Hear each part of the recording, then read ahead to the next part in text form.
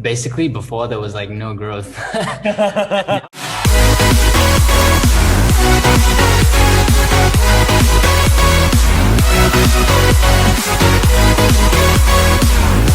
At Jadine X says, can we expect collaborations with you and other artists from Transparent Art? And please do share how that happened, how you got in touch with them and all. Definitely. I met Verman. He's from Far East Movement, and he's Filipino. So naturally, he came to the Philippines, and he was looking for people to work with. And I got introduced to him. He told me like, "Yo, just come out to LA, just meet some people, and like I promise you, you'll start looking at things differently." I head out there. I got to visit a few studios and just kind of open my eyes to, how different the music production scene is in the States compared to the Philippines. And I just saw a lot of opportunities, and, they're really great people. And, he also wants to help build that bridge, for the Philippines to be able to make it to the international stage. Yeah, that's awesome that you guys have that friendship and that connection. At James X Robert, how do you see the growth of your label now from before when you first started it? Basically, before there was like no growth. Now there's growth. That's like the biggest difference. Yeah. Now there is growth. Yeah, we at the start we were more focused on like these collaborative projects. Like when I started Careless, we did a Careless mixtape. So it was basically all our artists together on this one project, and I loved it.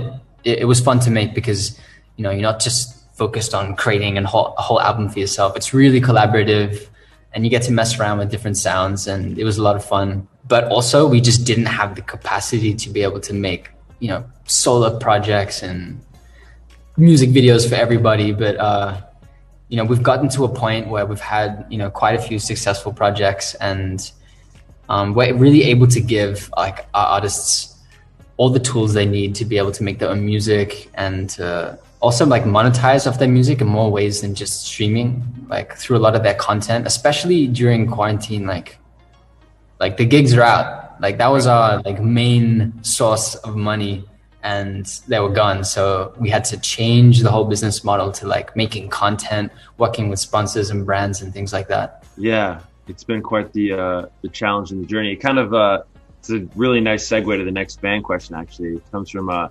Auj Day, and they want to know, James, when the pandemic started and lockdowns happened, what were your biggest worries, fears, and how did you deal with them? Pretty much that I just didn't like. Honestly, when it happened, I thought it was gonna be like, okay, 2 weeks and we're good. Right. Yeah. Didn't we all? 2 week vacation. I'm just gonna chill at home, play video games, and just relax for a minute. And then it just kept going. And I think the scariest part was that it was just so uncertain. Like no one knew what was going to happen.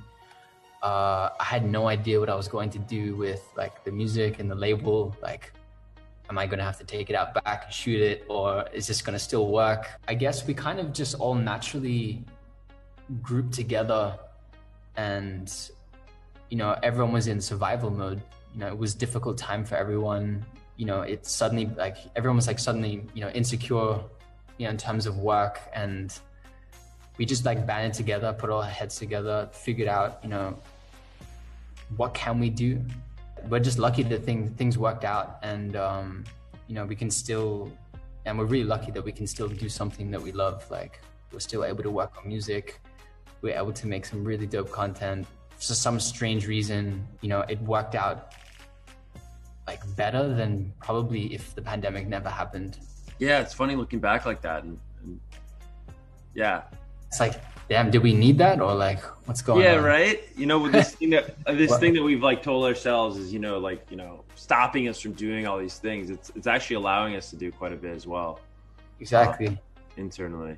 At February 11th _ wants to know, how would you say you've improved as a musician producer since the last time you released music? Is there anything you achieved on Soda that you were particularly proud of that maybe you weren't able to in the past? Well, I mean, Soda was the first track I released that I produced myself.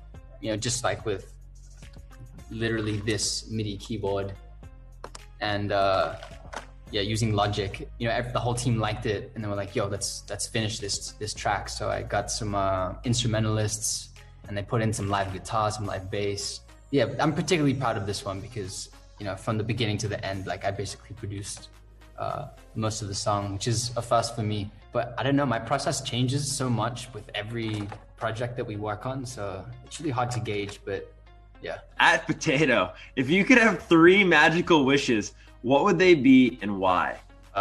3 magical wishes. First, we bring back live gigs, like physical live performances. That would be amazing. It's super awkward, like performing like you're doing a concert. I did a digital concert and it's super awkward and there's no audience. You kind of have to pretend that there's no audience. Oh, it's gotta be like the hardest thing, right? Like when I see artists, it's kind of weird. Let me hear you. It's like, who are you talking to? You know what I mean? It must be like just so odd. Exactly. You gotta do that, you know? Like you gotta keep the energy up. My other 2 wishes, I don't know, for the world to chill out for a sec. You know, everyone just, there's a lot of crazy shit going on right now, just the world to chill out and, you know, for the whole pandemic to end so we can go back to normal. I'm excited to see what the new normal is going to be like, you know, how we grew out of this. Hopefully you don't just like slide back into 2019. Right. You got a third one? Are those 3 wishes? I think there are 2, but I always think you should use one of the wishes for just unlimited wishes. Okay, I'll go with that. That'd be my first wish. All right, a couple more here, just 2 more, and then we'll let you go. At Aya Bay B, of all the jobs you have now, what job is your favorite, and which one would you say is most important? I would say me as a member of like a family. You know, we have a very like tight group here, and like we're basically like a family. And you know, me as a brother or a son or as a friend in the group that we have, I think that's really the most important role, because I mean, if we don't take care of that, then there's really no point in me doing any of this. You know, the whole reason why I started doing it in the first place was so that I could, you know, do something that I love doing, you know, with my friends and family. So yeah, and not losing sight of that. Not cheesy. No, not at all. I think that's your head's in the right place. And then the final question is something we've actually probably already touched on, but there's a new spin on it. At Telemonsi says, will there be any new members of Careless in the future? You've, of course, told us that there is a new artist coming. Yes, there will be. And hopefully by the end of the year, I'll also sign a few more.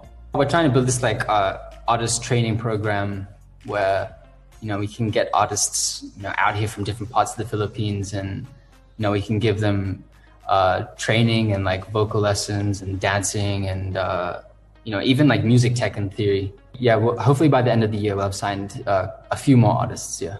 And then this person just wanted to know, how do you scout new talent? Of course, you have a great A&R, it sounds like, that goes to other areas. But is there anything you particularly look for in talent? Basically, all we look for is people that, I think the number one thing is like artists that can write their own songs. I don't know, they're just a different kind of artist. They have so much more to tell, and also at the same time, I don't want to be writing everyone's songs. So yeah, we look for artists that have their own like distinct sound and that write their own music. And yeah, it really doesn't matter where in the Philippines they're from. That's awesome. Well, James, dude, thanks so much for staying up late with us here. Of course, we're celebrating the new single, Soda. And we'll talk again actually very soon. but yeah, it was good meeting you, dude, after all this time. And thanks for doing it. Yeah, no problem. Thanks again. Awesome, man.